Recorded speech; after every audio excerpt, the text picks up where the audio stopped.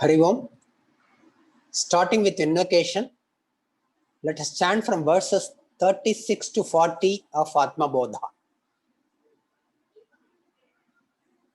Pratah smarami hridi samsfuradatma tattvam Satchis sukham paramaham sagatim turiyam Yasvapna jagara sushuptamaveti nityam Tad brahma nishkalamaham nacha bhuta sanka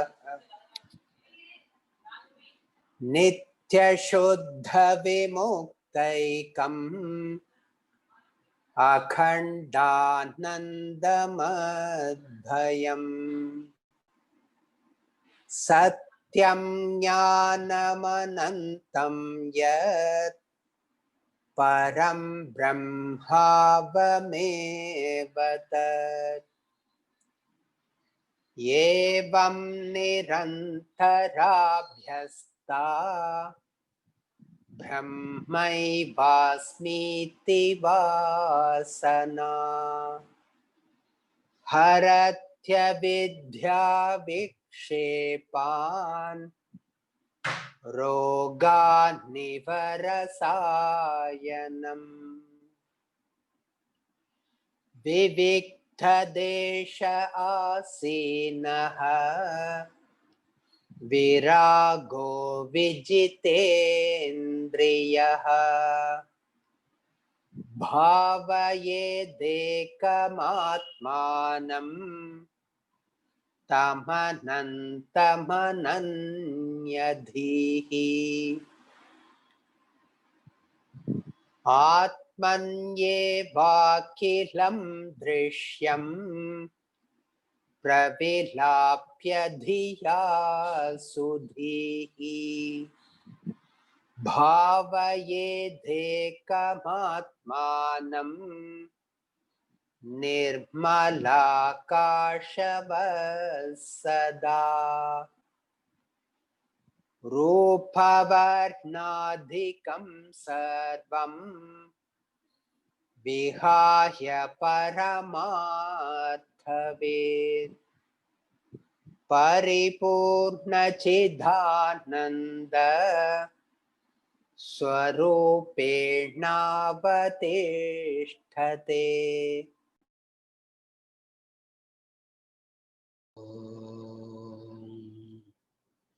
Pratasmarami hridi samspuradatmatattvam Satchit sukham paramaham sagatim turiyam Yad swapna jagara sushuptamaveti nityam Tad brahma nishkalamaham nacha bhuta sangaha.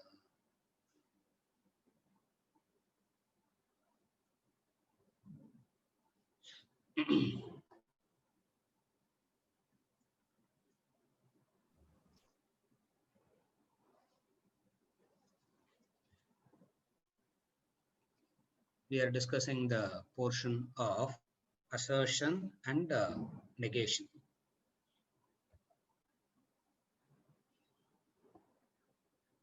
Negation is negating the instruments, negating that which is not the truth.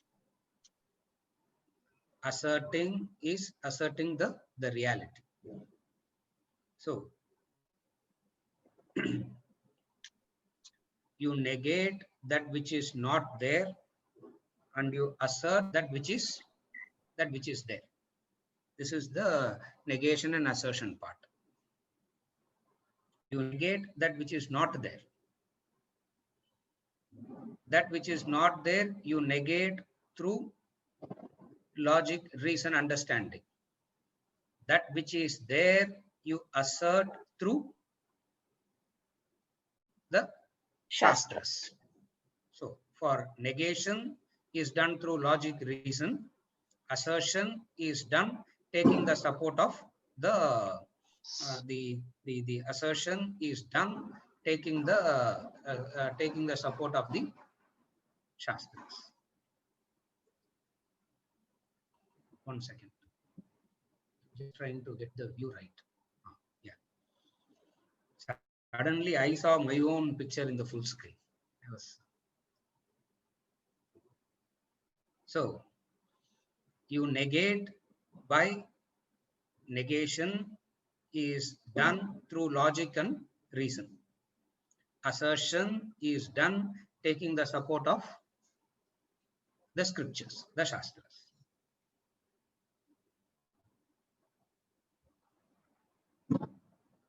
Three words that you have to remember in understanding this assertion and negation. The three important words that you have to understand is, I'll explain the Sanskrit words and then I'll explain the concept. Negation, assertion becomes easy to follow. The three important words to understand for negation and assertion is the first one is called Adhishtanam. The second word is Adhyasa. The third word is Pramana.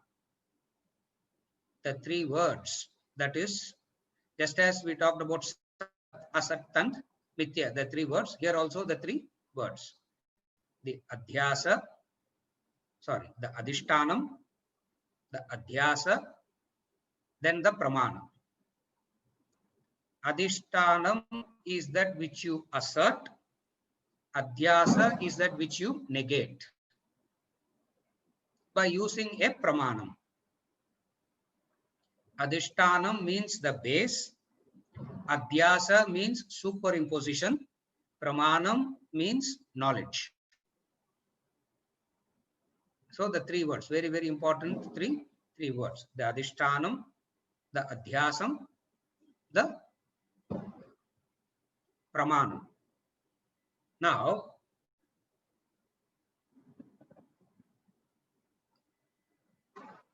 rope is the Adhishtanam.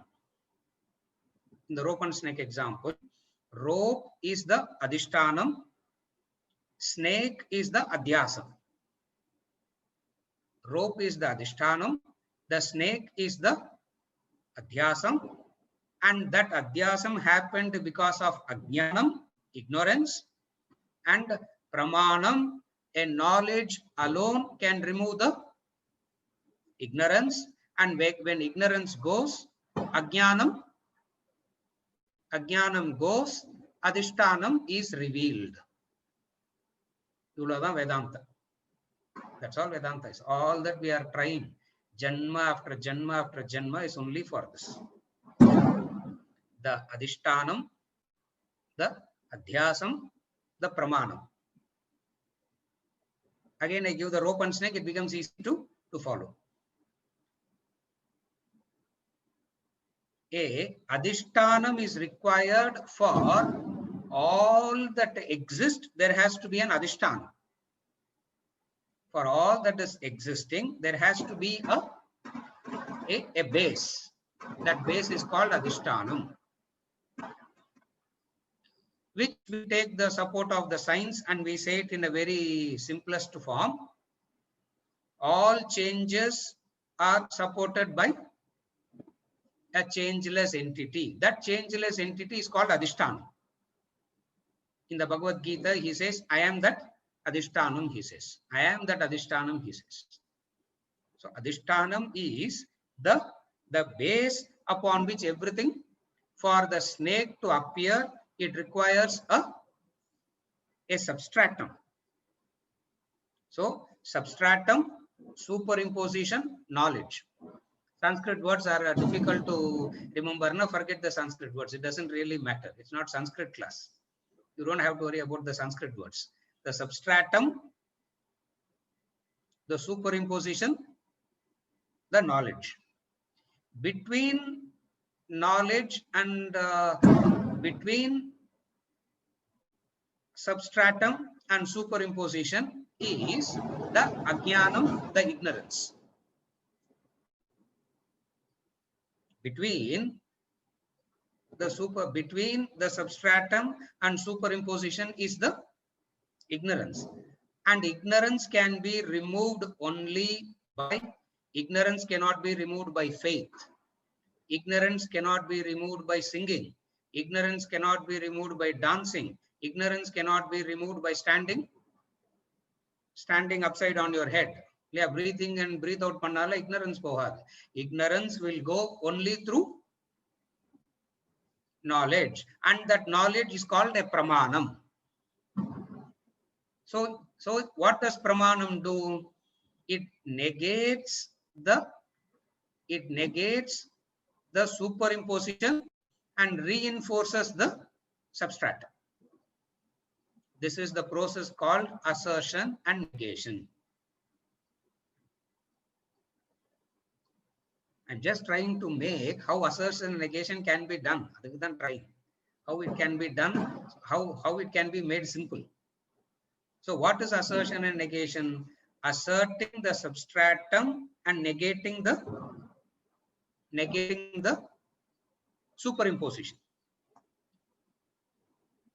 Both can be done only through knowledge and understanding. That is where this knowledge becomes a pramanam. Pramanam means exclusive authority. Remember this word, because when we finish Atma Bodha, a few words, a few concepts must be clear. When we finish Atma Bodha, we should be very clear with the few concepts. Knowledge is a pramanam. Pramanam means exclusive authority. Authority that is exclusive, self-evident. Then only it can be called as a pramanam. For negation and assertion, you need knowledge, and knowledge has to be a conclusive knowledge. It has to be a pramanam, and a pramanam is Vedanta. So what does he do? By this knowledge, you do this assertion and negation. We are in the process of asserting. Yeah, negation we have already finished. We are halfway through asserting. Yeah. We gotten into verse number 35, and we are discussing verse number 35 currently. So we are in the process of asserting. What are we asserting and what are we negating? Negating the superimposition and asserting the substratum.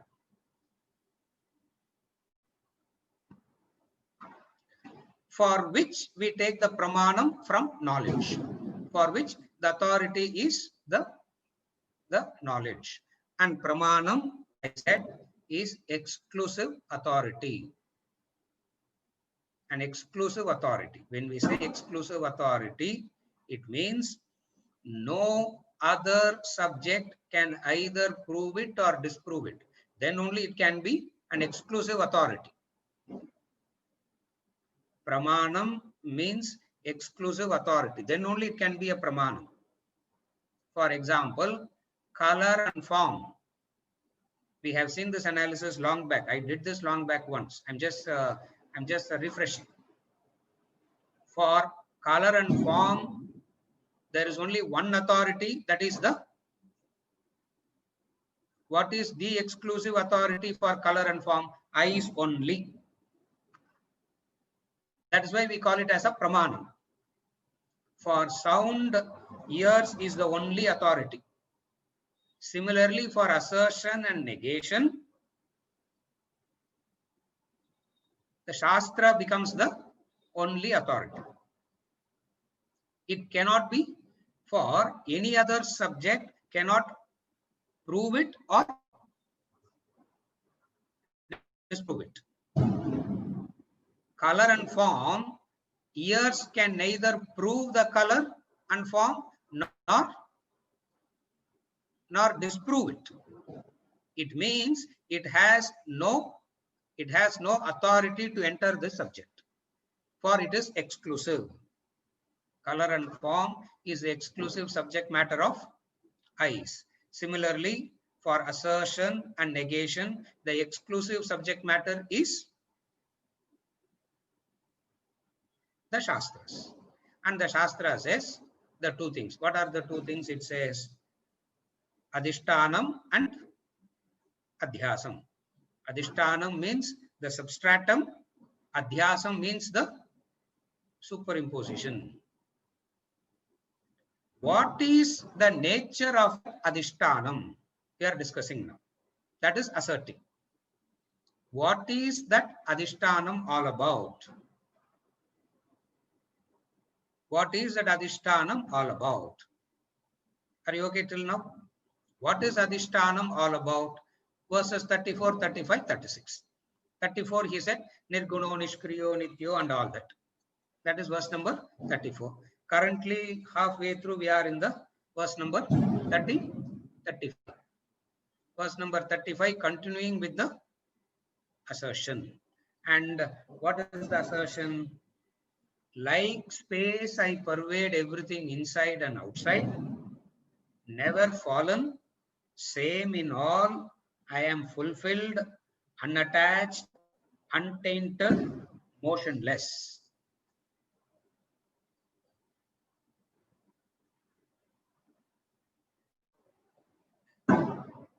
So, what is common to assertion and negation? Using the pronoun I is common to assertion and negation.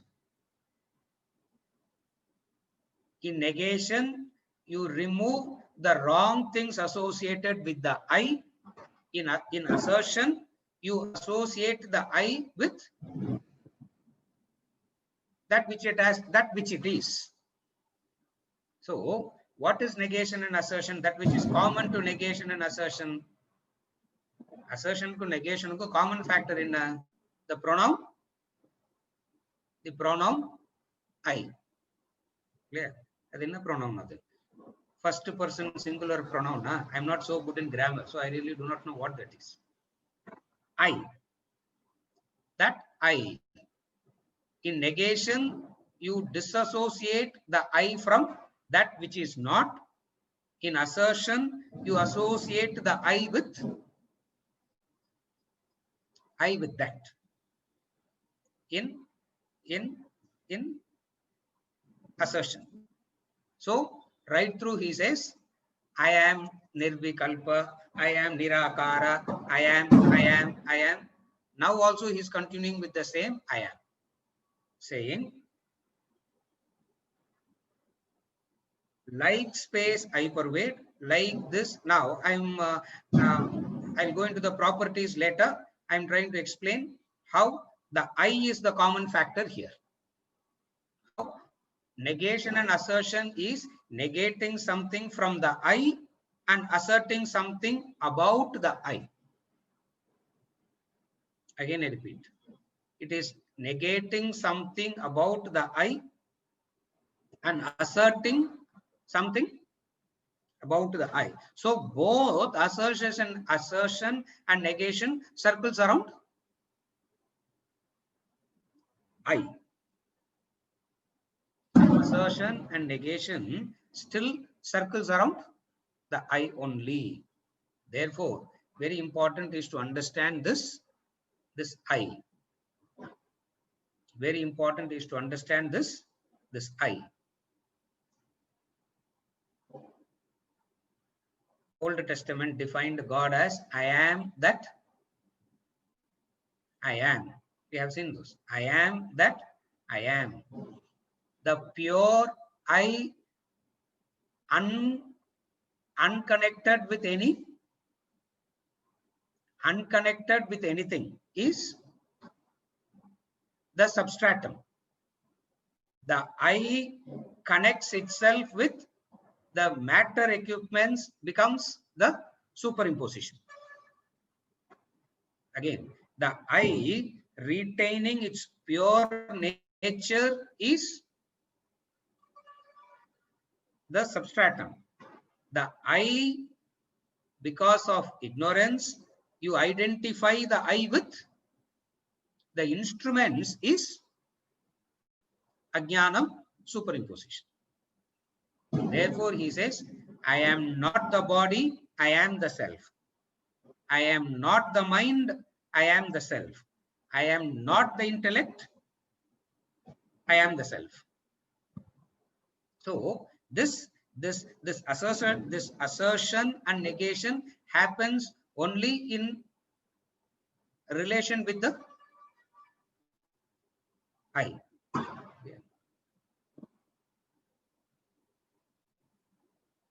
On Diwali day, we are supposed to get some hardcore jnanam, no? On Diwali day, we are supposed to get some hardcore jnanam. So I thought first 15-20 minutes, give some hardcore knowledge, and then go into the verses. Yeah. Because we don't have this thing about saying wish you all a happy Diwali. We don't do all that. Not that we don't want to celebrate all that. We don't do. We don't say wish you all have a safe Diwali. Send me cracker. Send me sweets. Don't send that. I have stopped the sweets and huh? We don't. Why? This is our way of celebrating crackers. What? Yeah. If they give outside 10,000 walana, we bombard with hardcore. This is our way of celebrating Diwali. What is our Diwali? 3 words, remember. Adhishtanam, Adhyasam, and Pramanam. That's all. These are the 3 things. And all this is associated with I. Yesterday Venkat asked me, sir, do we have class tomorrow? I said, yes. I am not celebrating Diwali, therefore we will have class. I said, if I am celebrating Diwali, no class. Since I am not celebrating Diwali, there is. Oh.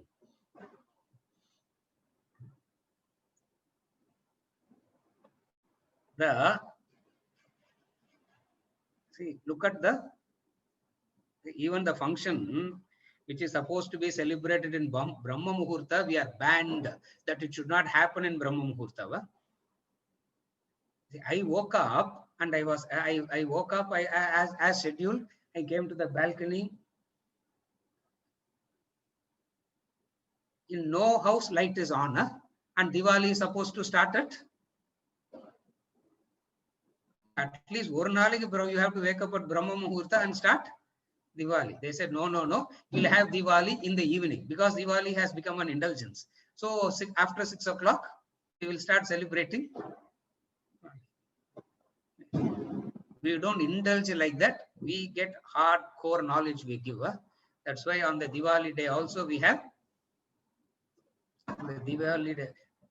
Some justification I have to give. No, why we keep Diwali in Ratika, I'm giving some justification. Don't take all this. Don't take all this seriously. Remember the 3. What are the 3? Adhishtanam, Adhyasam, Pramanam. We know these concepts already. After explaining, since we are so familiar with the concepts, I'm introducing the words. So these words will make you remember the concepts. What is it? The substratum, the superimposition, the knowledge. And both are connected to the I. Negation is also connected to the I. The assertion is also connected to the I. The negation is connected to I. The assertion is also connected to I. So what do you do in negation? There is no snake is negation. There is rope is assertion. Snake turned into rope is ignorance. Snake can never turn into rope. Are you able to follow?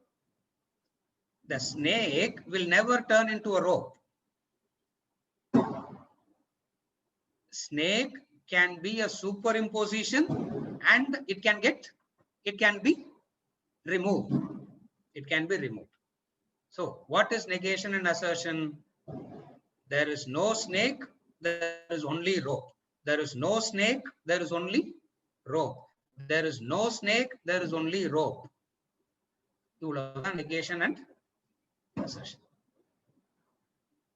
To assert what he is giving, the beauty of the knowledge is, for assertion also indicators are given. For assertion also indicators are given. What are the indicators that we are discussing now? Never fallen, achyuta, never fallen.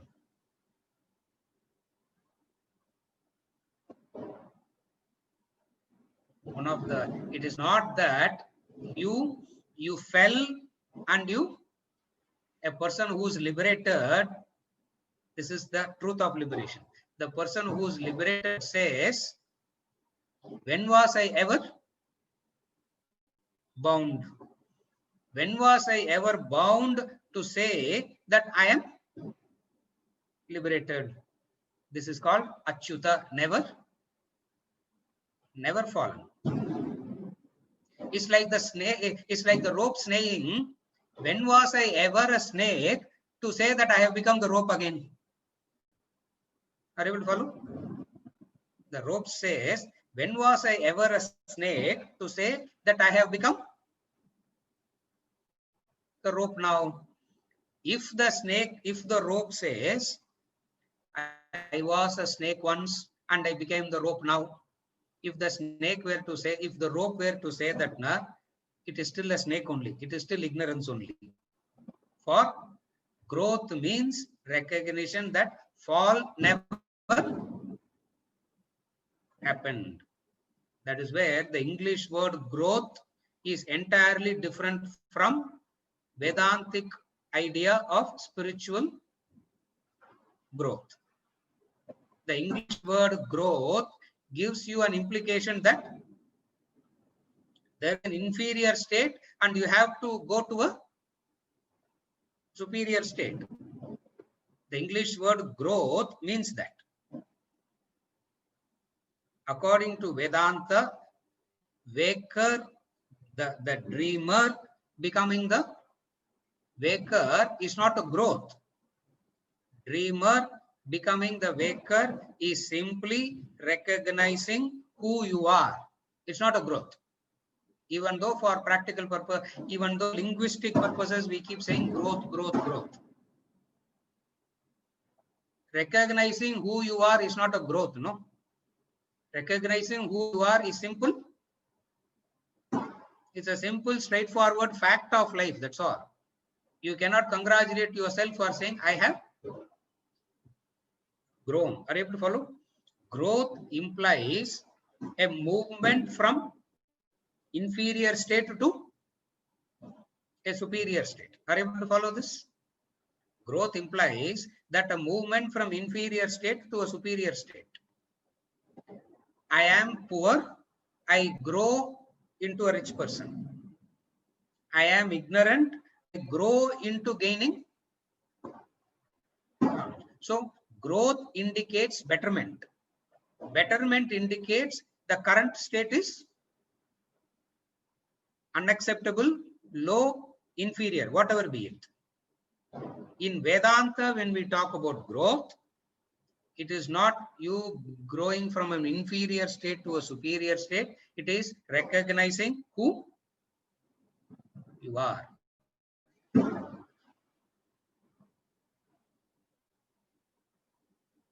To explain this in the form of a story, the example, Swamiji gives two examples to explain this in the form of a story. The first story is the prince who is washed away in the flood when he was an infant, begging in the streets. The ministers found out that he is the king, and he recognized that he is the king, and then recognizing that he is the king, knowing that he is the king, he went back to the same marketplace begging. Remember that story? Even when he was begging, he was a king only. What is the difference between begging before and begging after? Begging before, he assumed that he is the beggar. Begging now, he knows that he is not a is not a beggar. And it's not that the beggar became the king. The king misunderstood that he was a beggar, recognized that he is a king. This is called Achyuta, never fallen. I am Sarva Samaha. Sarva Samaha means same in all.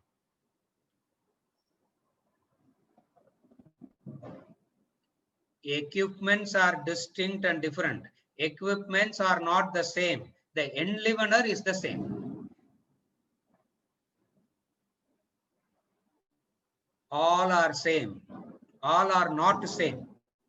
When you say all are same means from the equipment standpoints, all are not same. From the enlivener standpoint, it is same. But what people do at the level of the instruments, they want to say all are same. At the level of the instruments, Vedanta say all are not same. These are partiality. This is called superiority, inferiority, and this is how Vedanta destroyed society. Yeah? There is a weak lion, there is a strong lion in the jungle.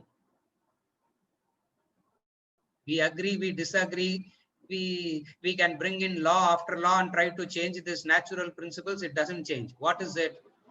There is a strong lion, there is a weak lion. That's all. There are some seed which has the potential to become a tree. There are some seed which becomes a manure for the rest.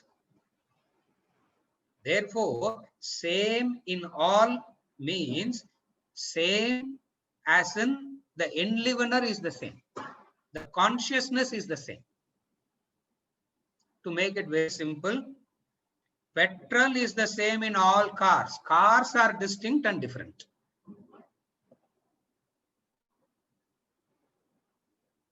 From the standpoint of the petrol is the same.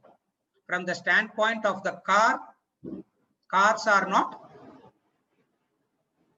the same. Are you able to follow? It is extremely foolish to say all cars are same. It is wise to say petrol in all cars. Petrol in all cars are the same, but cars are distinct and different. In that sense, when he says, I am the same in all. Electricity is same in all gadgets. Gadgets are distinct and different. So, at the level of the gadgets, you have to recognize the distinction and difference. At the level of the enlivener, there's no distinction. So, when he says Sarva Samaha, that Sarva Samaha is talking from the standpoint of the Sarva Samaha is talking from the standpoint of the electricity, the petrol, the consciousness, the enlivener, not at the level of the gadgets, instruments, the cars, because they are distinct and different. So, in what do you negate? You negate the instruments and say instruments are not the same. The enlivener is the same. And who am I? Who are you? Who are you? Enlivener, correct. Who are you? I am the enlivener. So you negate and assert. You negate and assert. Then comes Siddha, fulfilled. I am fulfilled. I didn't achieve fulfillment. I didn't attain fulfillment. Fulfilled I am. Apuryamanam achala pratishtam. We have seen that.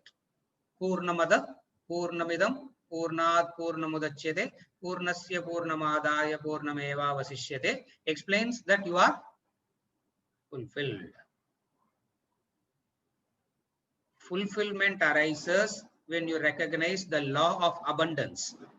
Unfulfillment means not recognizing the law of abundance. When you recognize the law of abundance, you become fulfilled. You turn fulfilled. When you do not recognize the law of abundance. What is the opposite of law of abundance? The opposite of the law of abundance is limited resources. When you understand life as the phenomenon of limited resources, you can never be fulfilled. When you understand life as abundance, you are fulfilled. Why? Because fulfillment not achieved through acquisition, a fulfillment not achieved through acquisition, a fulfillment recognized because of abundance. In the worldly level, fulfillment means attainment of something. You attain something, you achieve something, you say, I am Abba. Something I felt lacking without having something. Now I acquired it. I say, I am fulfilled. That is worldly way of finding fulfillment, which is not fulfillment at all. What is I am Siddhaha? Fulfilled means recognizing your Purnatvam. When you recognize your Purnatvam, when you recognize the abundance, fulfillment is achieved. This is how you attain fulfillment. The next one is Nissangaha. I am unattached. I am unattached.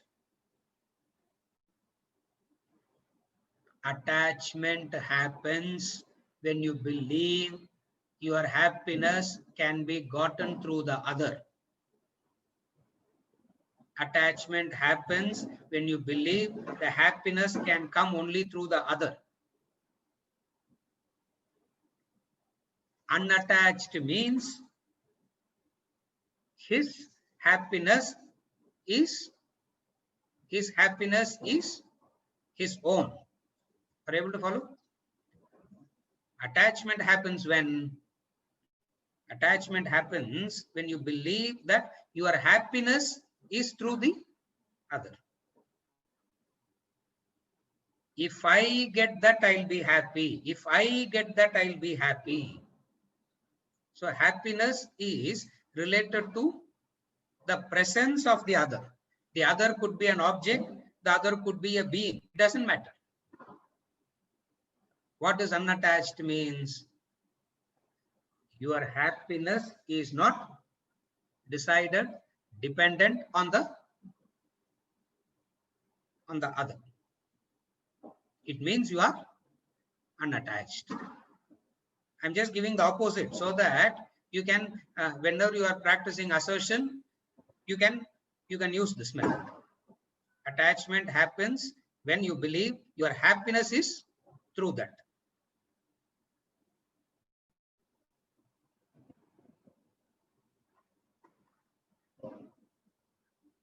If I say I am attached to my daughter,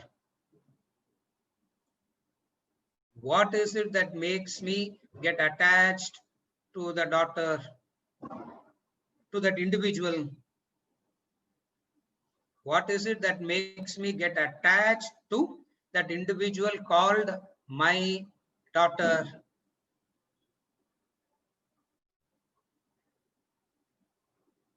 My entire happiness is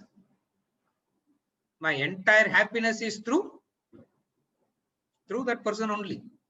Then only you get attached. Are you able to follow? Attachment happens when You pitch your happiness on the other person. So the presence of the other makes you happy.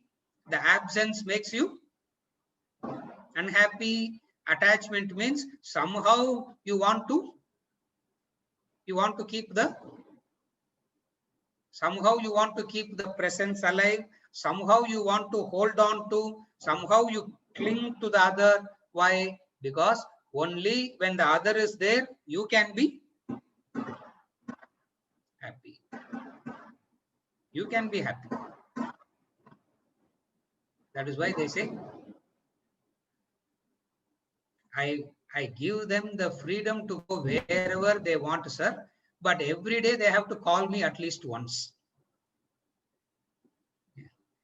I have given them the freedom wherever they want. I don't bind them, sir. I don't bind them under. I give them the full freedom. But what is wrong in me expecting that they have to call me and talk to me? See, when you have given them the freedom, they have the freedom to call you also. No. Wherever they go, they should still. Are you able to follow?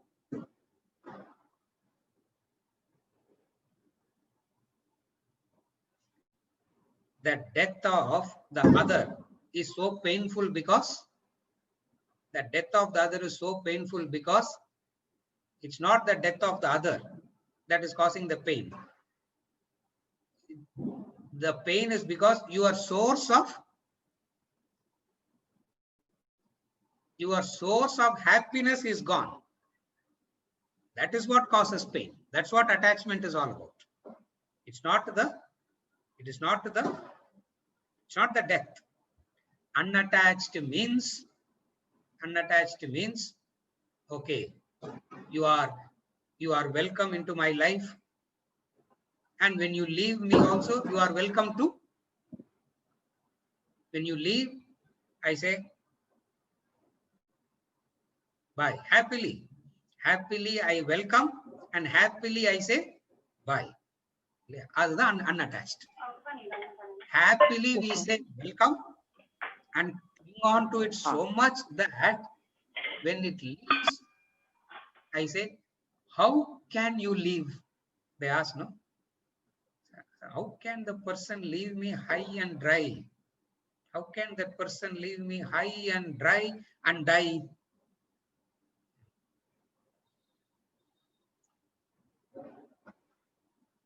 One person dead and we are all celebrating, no? Narakasura. Huh?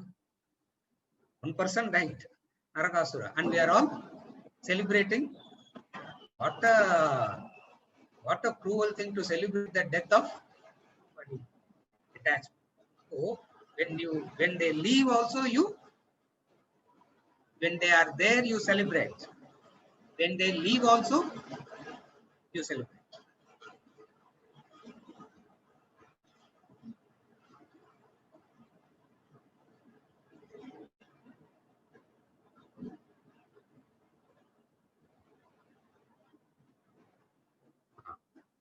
Long cracker, I pause.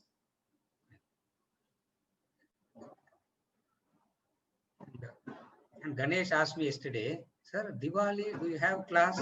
I said, every day I hear cracker noise. Therefore, 365 days is 365 days is Diwali for me here, because every day so there's nothing. I'm so immune to the. So what is attachment? Attachment is your happiness is through the other. When you have recognized that you are full, you are Purnatva, when you have recognized your Purnatvam, when you have recognized your completeness and wholeness, naturally what will happen? You will be unattached. Nirmalaha, untainted, which we have already seen in the previous, in verse number 34 also, we saw the untainted one. So, Nirmalaha. Achalaha, motionless. Achalaha, motionless. Motion means action. It is the instruments that act. The enlivener doesn't act. So all actions belong to, all activities belong to the instruments only. The enlivener will not,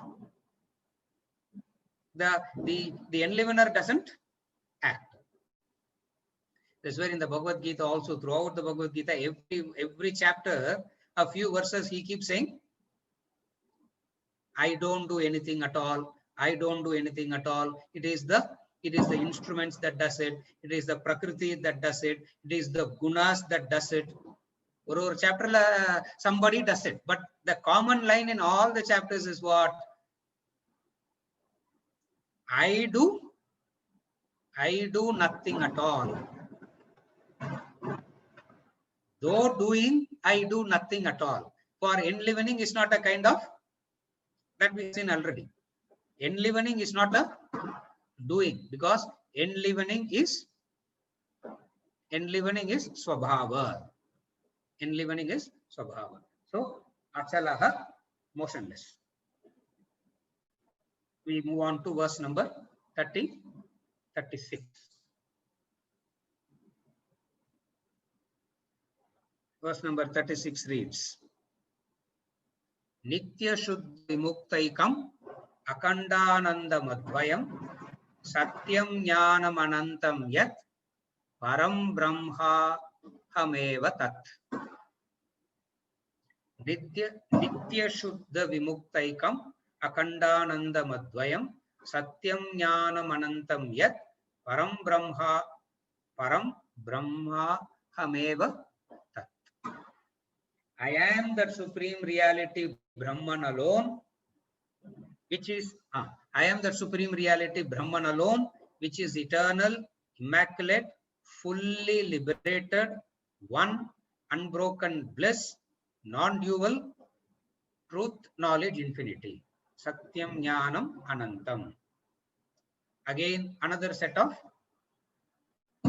indicators for assertion. Aham Brahma Eva. Aham Brahma Eva. This is Mahavakya. Aham Brahmaiva is Mahavakya. Just as Aham Brahmasmi, Tattvamasi, there are so many Mahavakyas. Shivoham is another Mahavakya. Similarly, the Mahavakya here is Aham Brahmaiva. Aham Brahma Eva. I am Brahman alone. I am Brahman. I am Brahman. And then a few things continues. Nityaha, eternal. Eternal, which we have already referred in verse number 34. The same word is used. Eternal.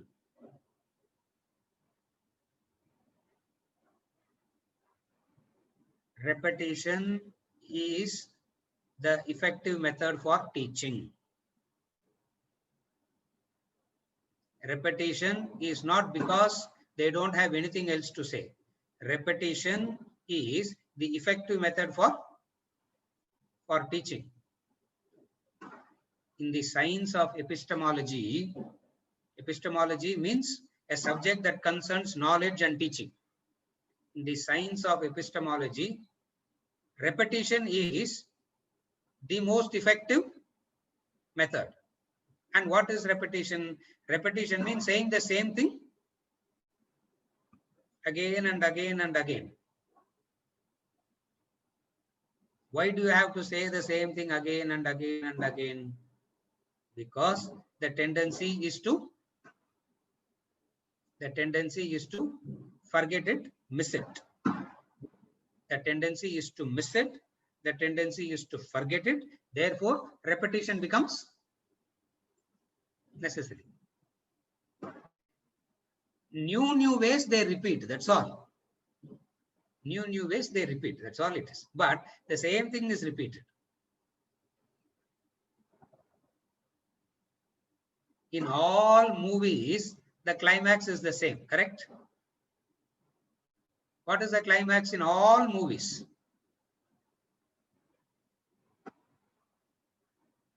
bad fellow will. That's all the big climax. Climax. All movie climax is the same. What is the same? Good will triumph over bad. If he is a bad hero, negative hero, like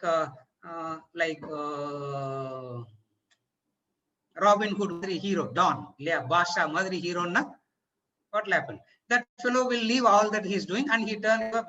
Are you able to follow? Or Don will die. Climax. All movie one-liner is the same. What is the one-liner? The good will triumph over. Is there any movie where the good fellow died and the bad fellow is triumphantly walking? And then will you say, Shubham, the end? Can you say the end? When something will come to an end, something will come to an end only when something will come to an end, or end means the good prevailing over the bad. Yeah. How many ever times you see it, how many ever times you hear it, it is very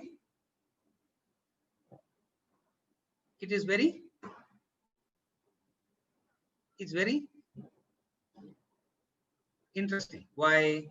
Repetition, reinforcement is the method by which the effective method of teaching is through repetition. Repetition using logic and reason, not simply mechanically, not that repetition. Repetition using logic and reason. So some of the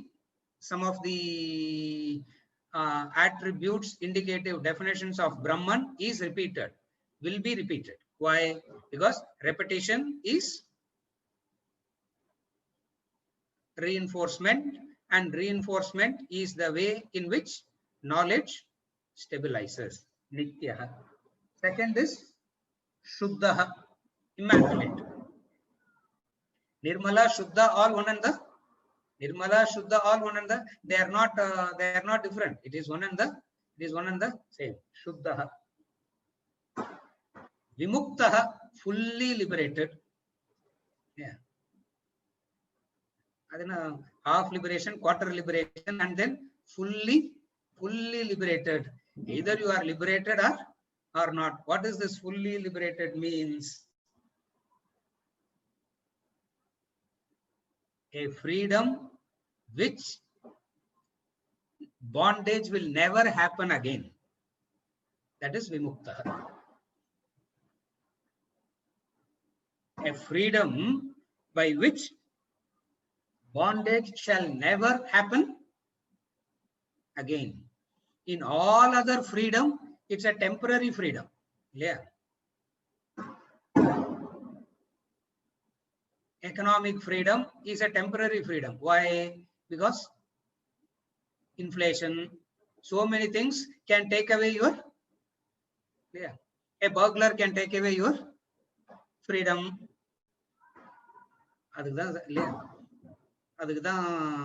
Bank invest panano, bank goes bankrupt. Yeah. Say for government deposit, government goes bankrupt. So economic freedom is not freedom, because at any split moment you can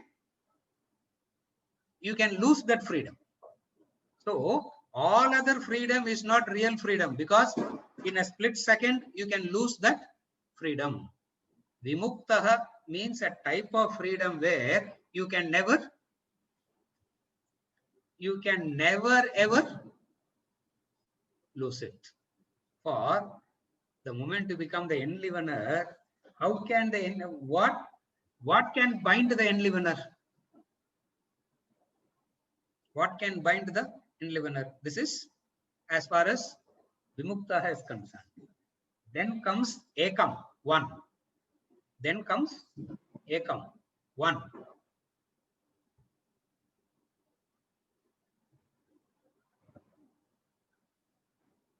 This one is a beautiful thing where nothing other than that exists. Nothing other than this exists. Ekam, one. Akanda Anandam. Khanda means broken. Clear? Tamil kuda kandam tundama vettiduvan they say, no? Kandam nale tundam da. Yeah, you don't have to repeat it. Yeah. Kandam tundama vetti potruvan enartham. Idu akanda. Are you able to see? Yeah. Khanda means broken parts. Akanda means unbroken without parts.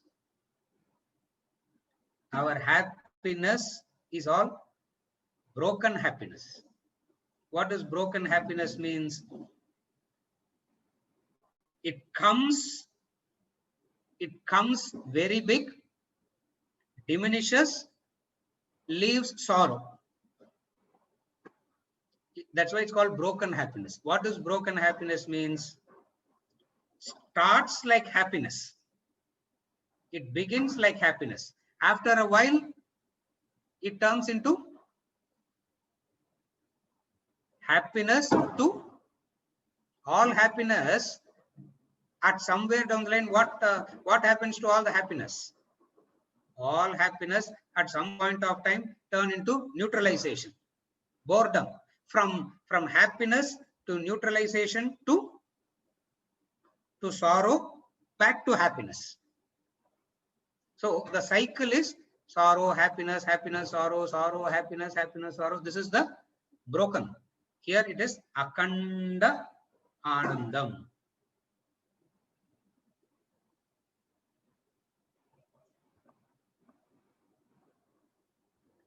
Broken Anandam means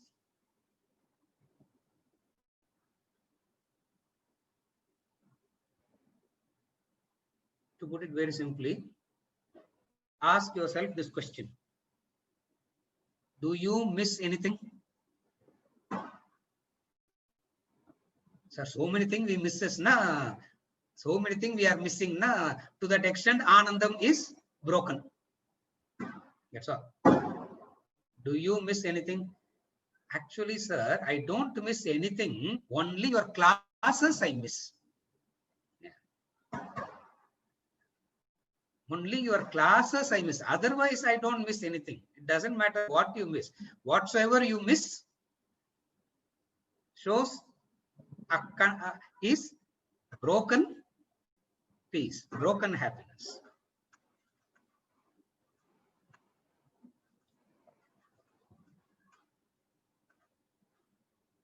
A sense of I am in need of something is opposite of Akanda Anandam. I am in need of something. A life in which where you believe that you are in need of something. Maybe anything, it doesn't matter. But you always believe that you are in need of something. All that we need now, sir, is that one vaccine. All that we need today is what? That one vaccine that will make us free. Yeah, the vaccine will come. I really don't know whether it is going to come or not. I really don't know because I'm not a scientist. I really do not know. I'm also waiting. If it comes, I will also take one vaccine. All that I need is that vaccine, sir. So at any given point of time, the human being feels the need of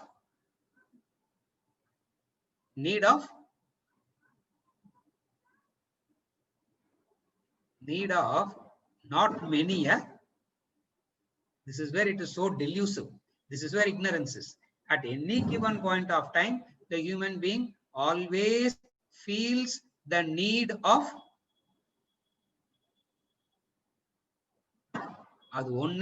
sir. That only thing I want. Once I get that one thing, everything will be all right. And that one thing you never get. Yeah. And that one thing you never get. What is that one thing you never get?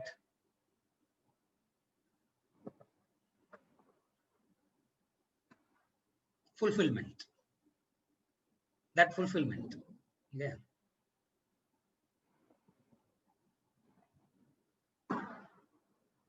Venkat. வேலையில இருக்கும்போதே fulfillment இல்ல. And you have to talk to the people to find the fulfillment after retirement. என்ன logic? And yeah, find the fulfillment. Now that you are retired, find fulfillment. வேலையில இருக்கும்போதே there is no fulfillment. How can you find the fulfillment after retirement? And I also spoke for 1 hour. அது வெங்கட் தான் சாட்சி. Yeah. I also spoke for 1 hour and people also said fantastic, sir. I came out thinking I am blabbering something and they are saying fantastic. Now what to? Akanda Anandam. What is Akanda Anandam means? Akanda Ananda means where you do not miss anything. When you do not miss anything. Opposite of that is we always miss. You always miss something. Yeah. After the class is over, I will switch on the mobile, and the first few calls will be from my friends. They are already calling me. I didn't answer. I know they are calling. I didn't. Now they will call. First thing they will say is what?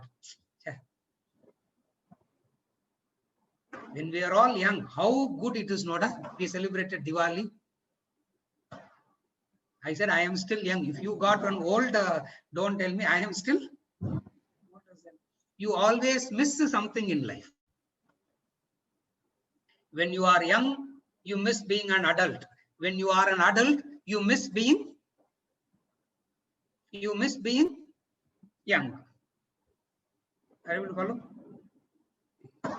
Always we miss something in life, and this missing is not real. This missing is imaginary. This missing is imaginary missing. It's not real. For the reality of life is changing, means it will be there at some point of time. It will not be there at another point of time. This is the law of life. This is the reality of life. So missing is always ignorance. Missing is never real. Missing is imaginary. Missing is ignorance. I miss my children. You should have kept them only 3-year-old. No, you wanted them to grow. You wanted them to be matured. You wanted them to be independent. And then you say, I am missing my children. Vedanta says, make up your mind. What do you make up your mind? Determine what you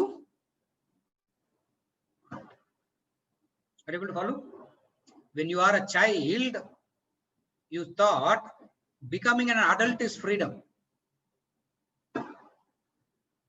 Huh? Have you ever observed children play like they are adults, grown up? Children will play, they are grown up adults. Why? Because being a child is very suffocating. And after you grow up, you want to behave like. After you grow up, you want to behave like a child. Why? Because in life, we keep missing.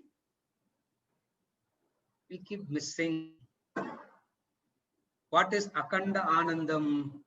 Ask yourself, are you missing anything in life? If the answer is yes, na, you are. If the answer is yes, you are ignorant and you have to gain knowledge. Ignorant of what? Ignorant of your true nature. That's why you are missing. Akanda Anandam. Then comes Advayam. Then comes Advayam. One of the beautiful thing. One of the beautiful thing is Advayam. Non-dual.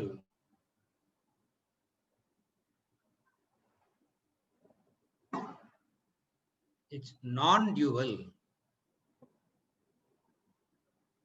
This Advayam is more subtler than Ekam. Ekam is also the same thing. Ekam is also saying the same thing. Advayam is also saying the same thing, but Advayam is far more subtler and meaningful.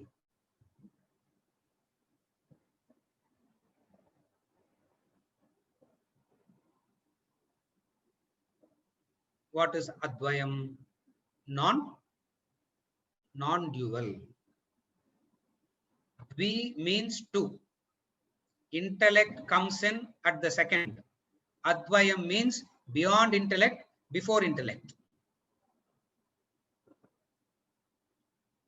Intellect comes into picture only in the presence of two. Intellect functions in the realm of two. Intellect cannot exist in the realm of non-two. Intellect ceases to exist, non-two. For intellect to exist, it needs two opposites. That's why dvandvas, dvayam, dvandvas, all comes from the same root. Dvi means two. Advayam means non-two. Non-two. A beautiful word. Non-two. Then comes the last. Satyam, Jnanam, Anantam, Brahma. This Satyam, Jnanam, Anantam, Brahma is classic Upanishadic thing. Satyam, Jnanam, Anantam, Brahma. It comes in the Brihadaranyaka Upanishad. It comes in the Taittiriya Upanishad, Brahmananda Valli. It comes in the Brihadaranyaka Upanishad. It comes in the Chandogya Upanishad. This quotation, Satyam, Jnanam, Anantam, truth, knowledge, infinity. Satyam is Jnanam.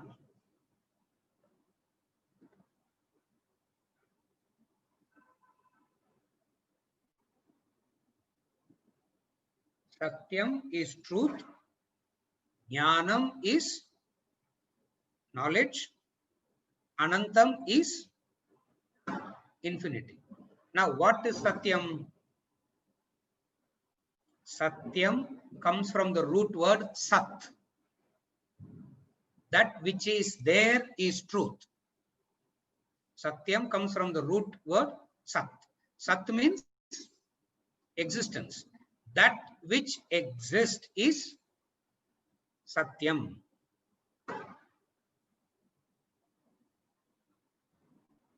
And Brahman as Satyam is what? A few indicators for Satyam. The first thing for Satyam is it is not part of an object. See, for you to say something Satyam, a few points. First thing is it should not be part of an object. Second, it has to be independent. Third, it has to pervade all. Four, it has to exist after disintegration of the object. 5, not available for experience through instrument. இதுதான் சத்தியம்ன்றதுக்கு இவ்வளவு factors இருக்கணும். அப்பதான் it is called, it can be called சத்தியம். மெமரியில இருந்து ஃபாஸ்டா சொல்லிட்டேன். I will repeat again. 5 சொன்னதுனால 5 points for existence. நாளைக்கு மெமரியில இருந்து 7 வந்ததுன்னா next classல 7 points for existence I will say. So 5 points for existence from. அதனாலதான் don't take my classes and all very seriously. சும்மா மெமரியில இருந்து என்னமோ அடிச்சு விட்டுன்னு இருக்கிறான் நம்ம பாட்டுல. Shankar, don't take it seriously. Yeah? 5 points for existence. What are the 5 points for existence? The first one, it should not be a amsha of any object. It should not be a part of an object. First condition. Second condition is it has to be an independent entity. Third is it should pervade all. Fourth, it should exist after disintegration of the all. 5, it should not be available for experience. If it is available for experience, then it is not Sat. It's not Satyam. Kenopanishad. If you say I have experienced God, it is not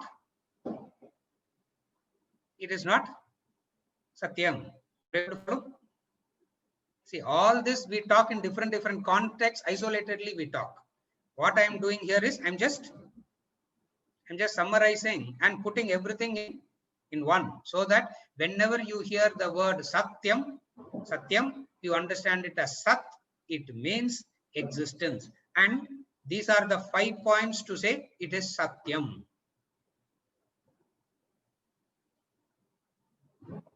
Satyam, Jnanam, Anantam, Brahma.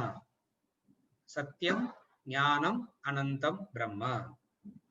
The last one is not available for experience. It should not be available for experience. If it is available for experience, then it is not Satyam. For all that is experienced is Asatyam. All that is experienced is Asatyam. For Satyam is never experienced. Brahmavid Brahmaiva Bhavati. The knower of Brahman becomes Brahman. Yeah, this is called Satyam. The first one is, I said, it should not be a part of any object. It should not be a part of any object. Second one is it should be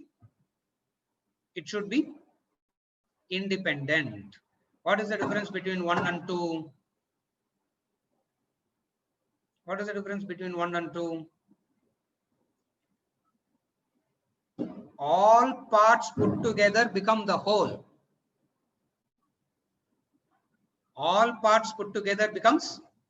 Now, what do you call as whole is nothing but parts put together. What do you call as a car is nothing but 355 parts put together.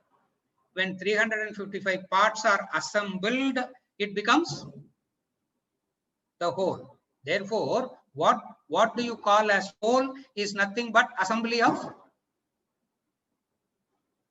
What do you call as whole is nothing but assembly of parts. Independent entity means you cannot take it out as a single part. Are you able to notice the difference? Whole, in our understanding, whole means assembly of parts put together is whole. Therefore, for all practical purposes, what is whole? The whole can be broken up into parts, and that part can be broken up into parts, and that part can be broken up into parts. If you keep breaking it up, you would come at the core something which is independent of all that. Adhishtanam and Adhyasam. Adhishtanam and Adhyasam. Are you able to follow? The third condition for Satyam is pervades all. It should pervade. It should be all pervading. Then only it is there. Fourth condition is exist after.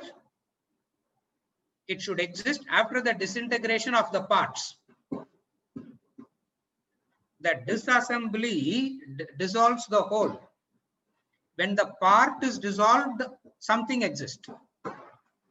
That is what is meant by exist after disintegration of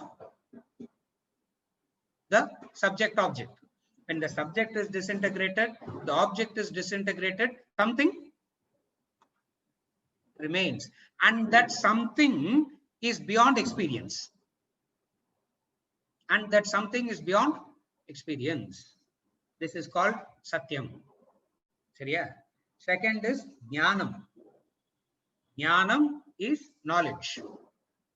What is knowledge?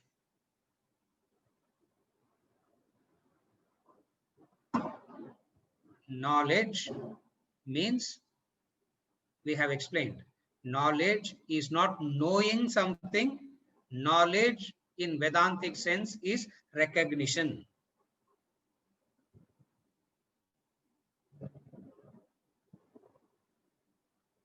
Knowledge is not knowing as in something. Knowledge as in recognition. Anantam. Anantam, infinity. Satyam Jnanam Anantam Brahma. Taittiriya Upanishad, Brahmananda Valli says, Satyam Jnanam Anantam. Brihadaranyaka Upanishad. Chandogya also says, Satyam Jnanam Anantam. Satyam Jnanam Anantam. Satyam Jnanam Anantam. Now what Shankaracharya is doing? When he is concluding the portion of assertion, he is establishing assertion happens based on the pramanam of the Upanishads. Therefore, he quotes the words from the Upanishad and he concludes. So we have concluded the assertion and negation. By this process of assertion and negation, we get established in knowledge, which is that establishment in knowledge leads you to nididhyasana, meditation, from meditation to self-realization. So the topic, by the process of assertion, negation, and meditation, realize the self. So we have finished assertion and negation. Up to 36 we have completed.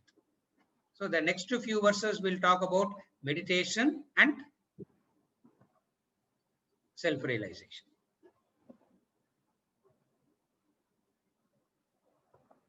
With this, we conclude for today, and we continue next session from verse number 37. From verse number 37 onwards. Before I conclude, let me just check, is there anything? Nothing. Yeah, we conclude for today and continue next session.